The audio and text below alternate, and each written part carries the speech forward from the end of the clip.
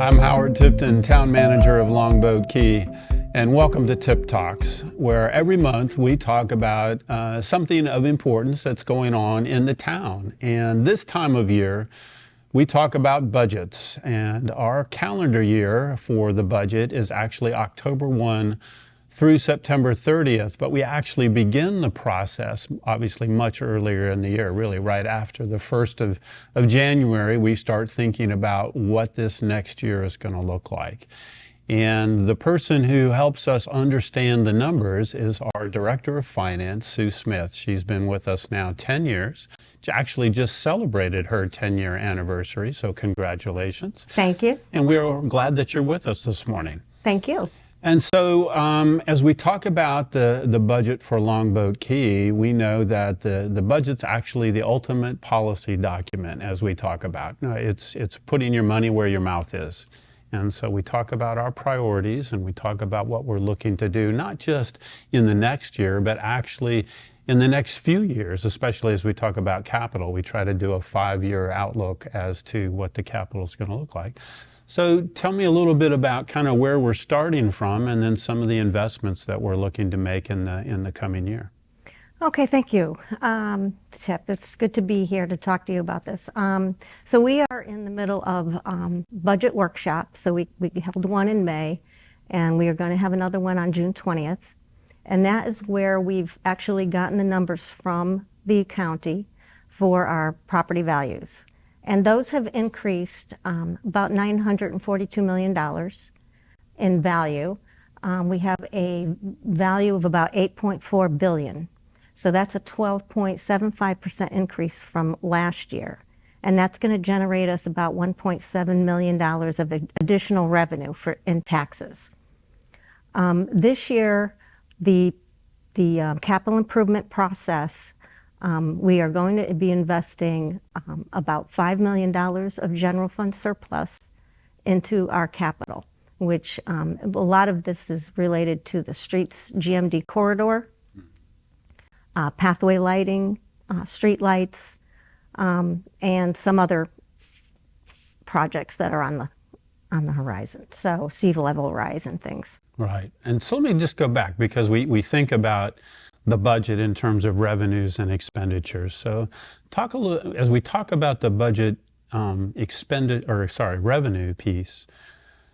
The revenue's coming in at 12.75, and again, we're reminding our viewers that we are in 2 counties, so this is dealing with 2 different property appraisers approaching things, slightly differently, but the blended rate gives us that 12.75% increase, which is a good year, right? Anytime you're in a double-digit growth in terms of valuations, that's a good year, and so we're seeing that good year.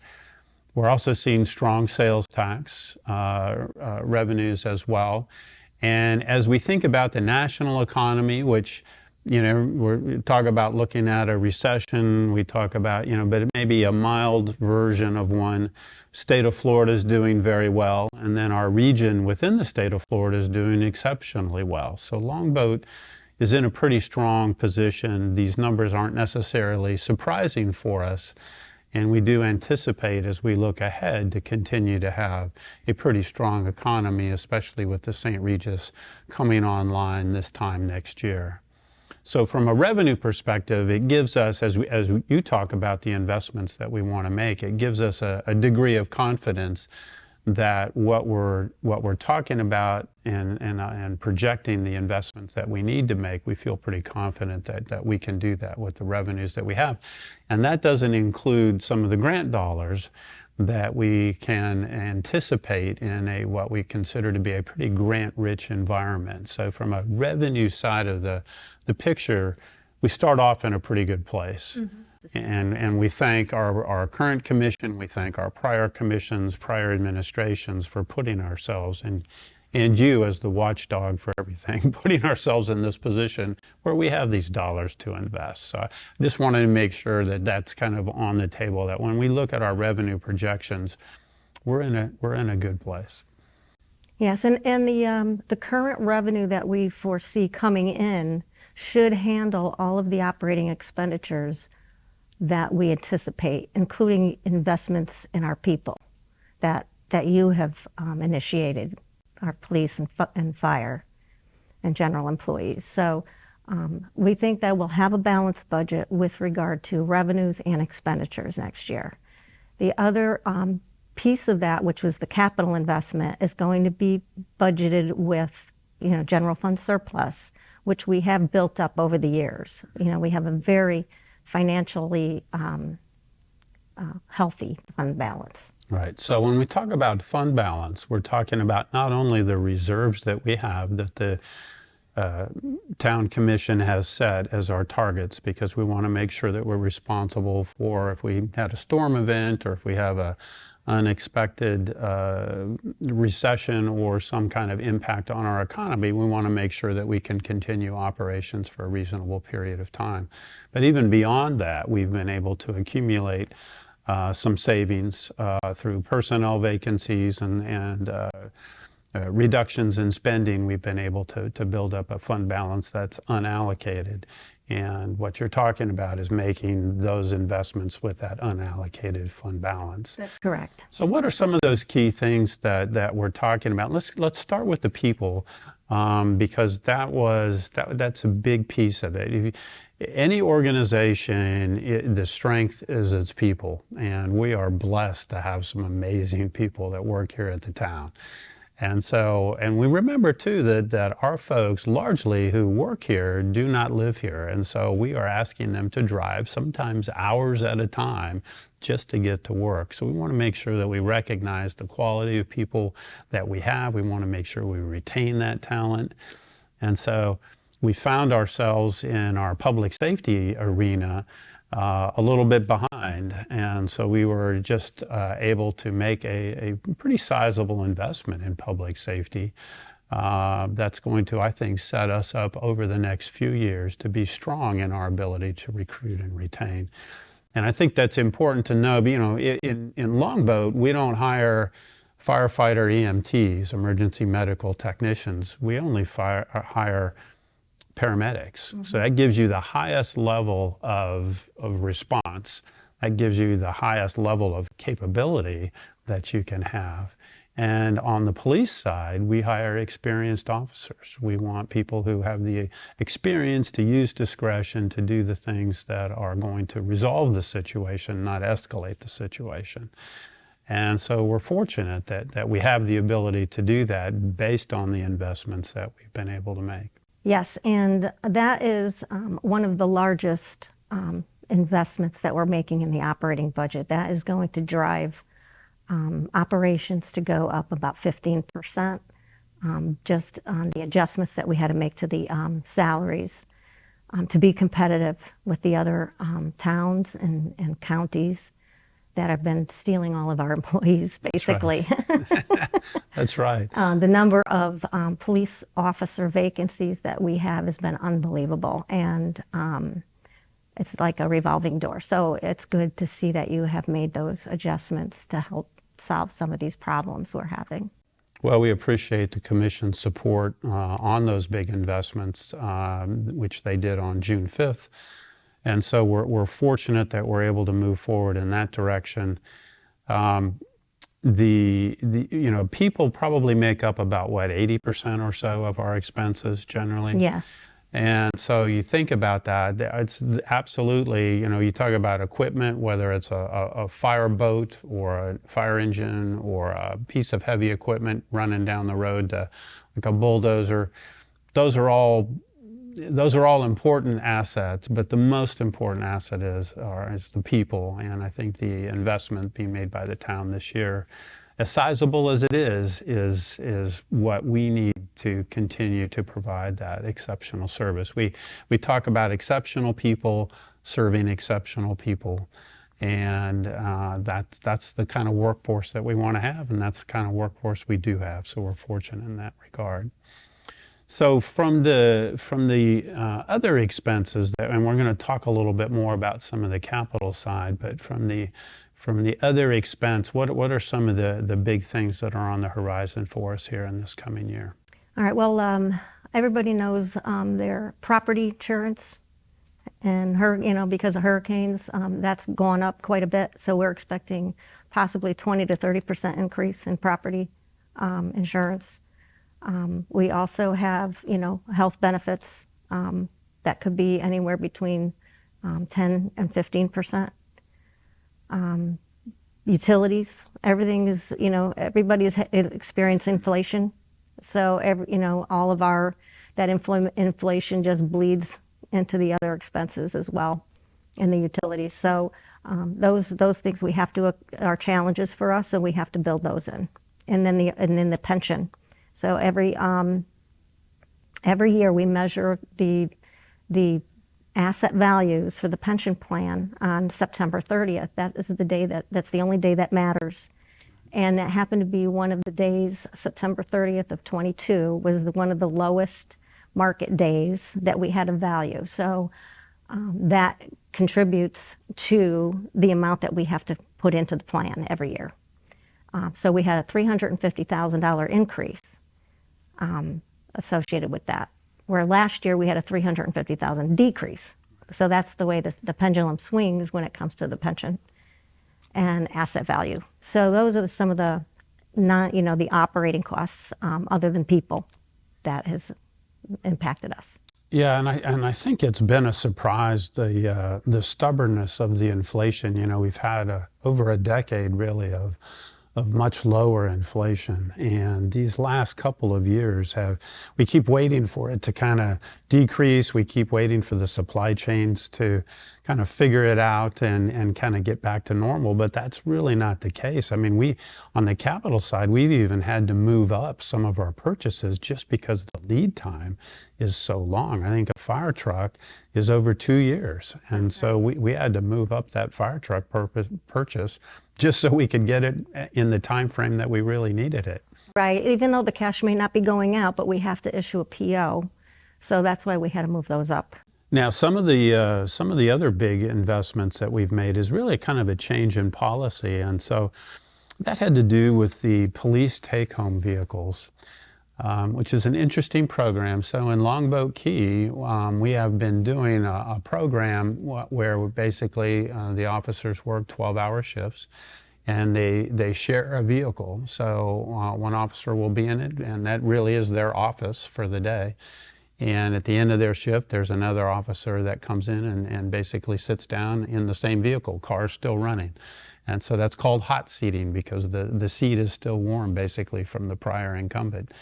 And what we found through doing some research is that there's actually a higher cost to operating the vehicles that way than if you had a take-home vehicle program. It's not so much the miles on the car, it's the hours that the car is working. And so we found that over a period of 15 years, we'd be able to save somewhere around $1.75 million, if memory serves me correctly. That's right.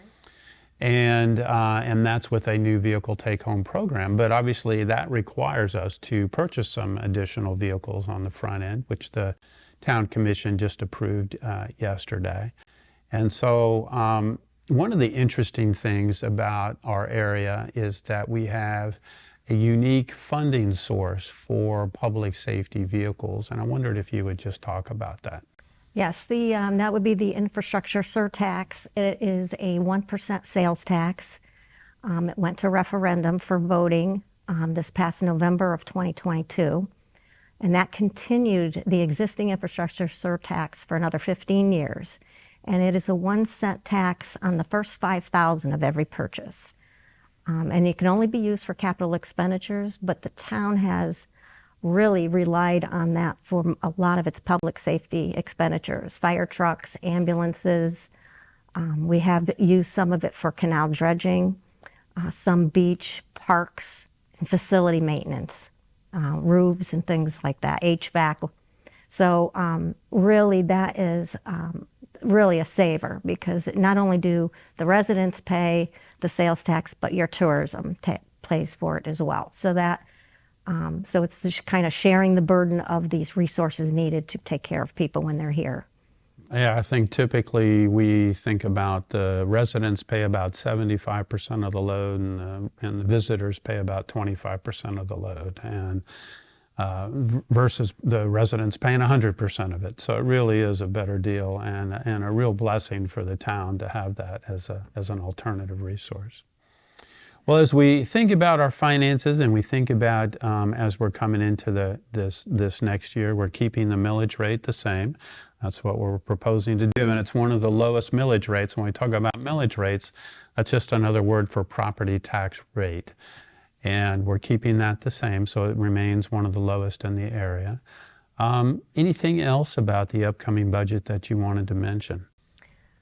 Just a few things about the capital. Like we mentioned the fire truck. That was $850,000. That's going to be paid for with the infrastructure surtax funds.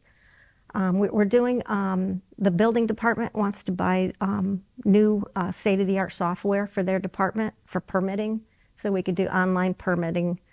That is like a $450,000 investment, but that's completely paid for by the building department. The other enterprise fund is the utility fund. So we're working on that subaqueous pipeline, relining that, and asbestos pipe replacement. So those are some major projects. We're hardening the town hall, new windows, a new generator, and a roof, and that is going to be paid for 72% FEMA money under the hazardous mitigation grant under Storm Irma. So that Irma money's still hanging out there. So there's a lot of exciting things that these grants pay for. So that's really good. You mentioned canals earlier, and we've got the canal assessment program that is in the development phase right now. Mm-hmm. We know that the town's canals have not been dredged for about 20 years, and we get that silting in a little bit, and so we'll be developing that assessment, which will be handled through your office, and we'll start in terms of collection for the funds in late 2025. Yes. And will be actually late 2024. Right. And we'll begin dredging in early 2025. Right. As those funds come in. Yes. And so the hopefully the plan is to collect the money and then do the maintenance. Yeah. And at the same time, you're going to be wrapping up the undergrounding project, and one of the things that we know is it's coming in under budget, which is great. Yes. And so there'll be an adjustment in that assessment, probably in that 2025 time frame as well. That's correct. A downward adjustment, downward being a good thing. Yes. All right. Well, Sue, I tell you what, we are so appreciative of your leadership, of your stewardship of the town's monies. You treat it as if it's your own. I know when I come to you and I ask, hey, can we do, something, you have about 10 or 12 questions for me right down the list that I've got to be able to answer well in order for you to give me a thumbs up. So I do appreciate your stewardship and your leadership, and it's just great to have you here. Thank you, and it's nice to have you here as well. All righty. Well, now we are going to transition to a little bit more on the capital side. And in a second, we're going to be joined by Isaac Brownman, who is our Public Works Director. Hi, we're back. I've got Isaac Brownman, who's our Public Works Director here for the town of Longboat Key. And we're going to talk about infrastructure. One of the things about our budget, especially as we look out over the next year and actually over the next 5 years, is you have to have a long view when it comes to things, whether it's roads and streets and drainage or parks, beaches. We've got to make sure that we've got a long-term view for that. And Isaac is absolutely one of our true leaders here in the town. We're fortunate to have him as part of our team. And so, Isaac, as you look about the project and the capital items that have been listed, what are some of the things that we're excited about getting to, finishing, and then as we look to the future, what's on the horizon? No, thank you, Tip. Really appreciate that. And we've got quite a few. One of the major areas of focus in the town is our beach fund. So we do a lot of work to manage the beach and provide a nicely engineered beach with a nice dune. It provides storm surge and sea level rise protection on the front end, and we get a reimbursement back from the state. a huge part of the quality of life, why people live out here on the island, is because it is an island. So while we're trying to manage and adapt to what's going on with storm surges and such, we also appreciate that the beach is a big part of the quality of life out here. So a lot of effort is spent on the beaches. On the roadway side, we're working with the DOT on a Gulf of Mexico Drive corridor plan, which will really change the face of that roadway on the full 10 miles of the island. The town's invested already in the design of a roundabout at the Broadway and Gulf of Mexico Drive intersection, which would really change that intersection for the better and be a gateway improvement in that area. The town's funded the design in combination with Manatee County, and the DOT has agreed to fund a significant part of the construction. So that's one of the first improvements as part of that Gulf of Mexico Drive corridor plan. We also have a left turn lane project at the south end, which is going to also widen bike lanes and provide planted medians. That'll be a little bit of a advanced improvement on the south end for the Gulf of Mexico Drive corridor plan. It is a major project, so we're going to be working with our DOT and Metropolitan Planning Organization partners to fully fund that over time, but that's an exciting project as well. In addition to that, with all of our resiliency efforts, we completed a comprehensive adaptation plan, a sea level rise study. So we're looking to acquire some grant money to basically raise roads. We are an island, so there's not a lot of other options to do in terms of rising tide levels and storm surges than to start raising infrastructure. Our private residents, as they redevelop, are already held to building code standards that require homes to be raised to a resilient elevation. So we're trying to catch up some of our lower areas, and we have some pretty low areas in the town, specifically in the Village, Sleepy Lagoon, and Buttonwood, at our 3 target areas first for some of these resilience projects and raising our roadways incrementally over time. Some of those older lower lying areas kind of on the bay side that we Yes, sir. see when we have those higher tides coming in. Yes. Sunny day flooding kind of issues. That's right. At the same time you get a high tide and a heavy rain, it just exacerbates the whole situation. That's right. Everything is held into place. The rainfall can't really get back out into the bay until the tide recedes. Yeah. Yes. So another area, and you have about 5 or 6 different areas underneath your leadership span there. On the utility side, what can we look forward to? Yes, thank you. On the utility side, the town does manage the water distribution and wastewater collection system. We don't treat any water or wastewater. We have a bulk agreement with Manatee County, but the rest of the system is the town's to maintain. We have a couple of significantly major projects. One of them is a full water main replacement in the Country Club Shores subdivision. It's currently asbestos cement pipe water main in that area, which was a very common material used in the past. And we're proactively looking to get in there and replace all that material in a 4-phase project basis. We're about to go to construction probably in the next 3 to 4 months with the first 2 phases, which is the northern 2 phases of Country Club Shores. It's the largest 2 phases, and will knock out a significant portion of the project. In total, that's probably anywhere from a $7 to $8.5 million project. As we get bids in, we can refine those numbers. But right now, we're looking pretty good on the budget side, having that fully funded.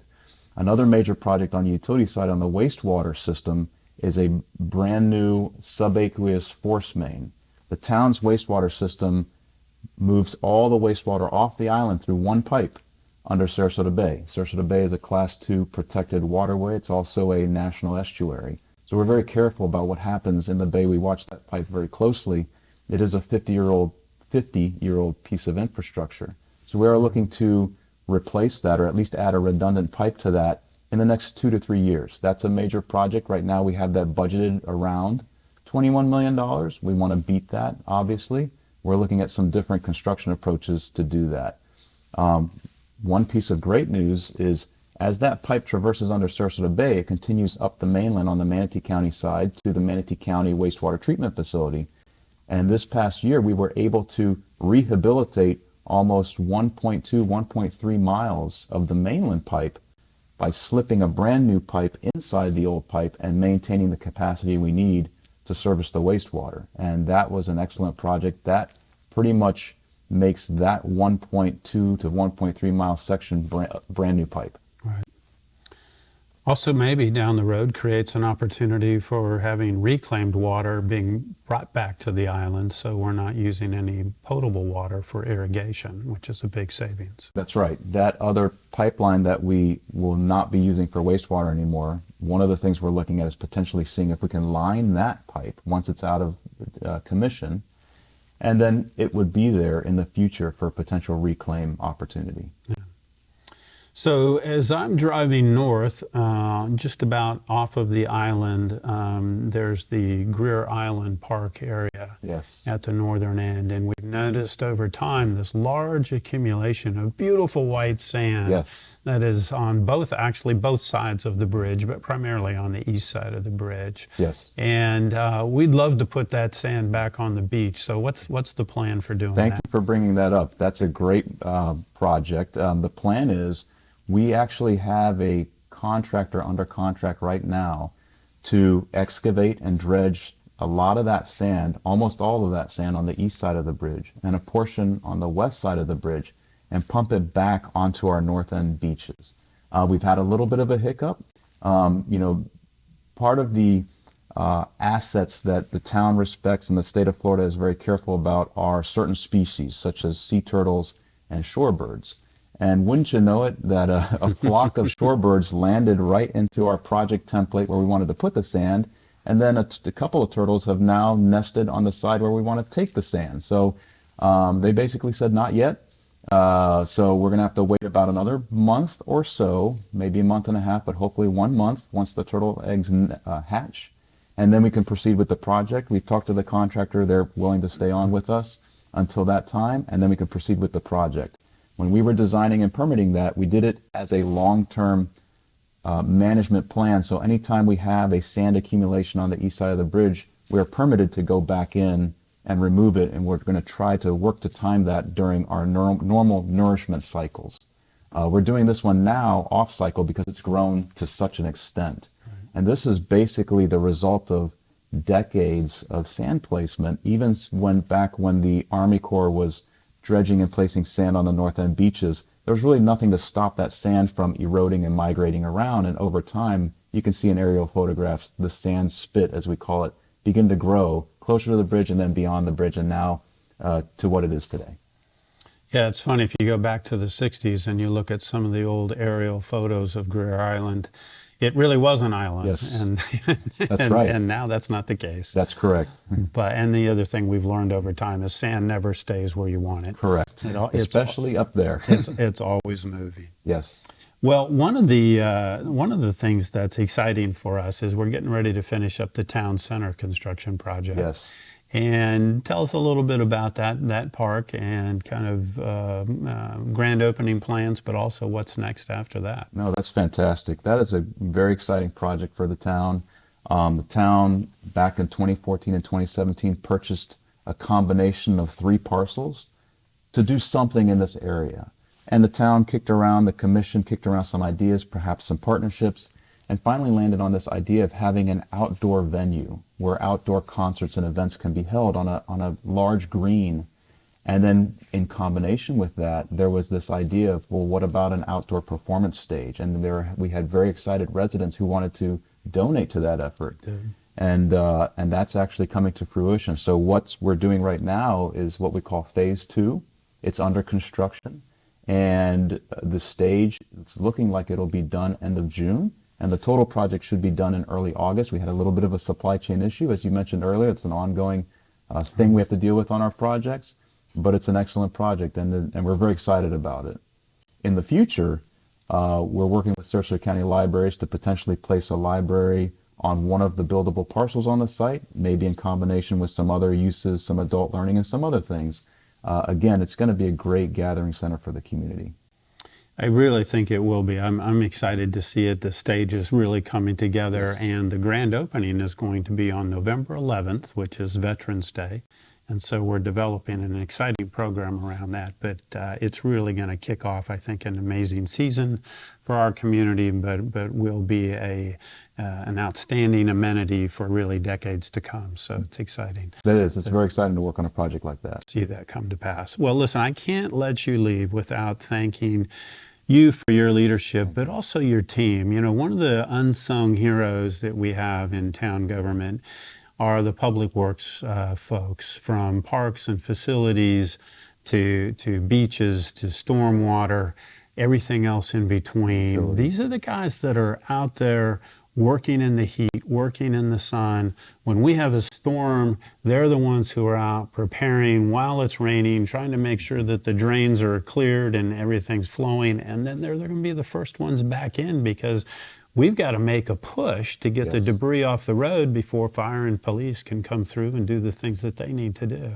And so your team is just an amazing group of individuals, so committed to the town, so committed to each other. And I just want to thank you for them, for your leadership, because without them, it doesn't work. So thank you so much. That's right. And thank you very much for those compliments. We really appreciate that. Yeah. Well, that's it for us. It is budget season. We're excited to talk about the investments that the town is making. We're looking forward to an exciting future, all made possible because of you. So until next time, this is Howard Tipton. Be well.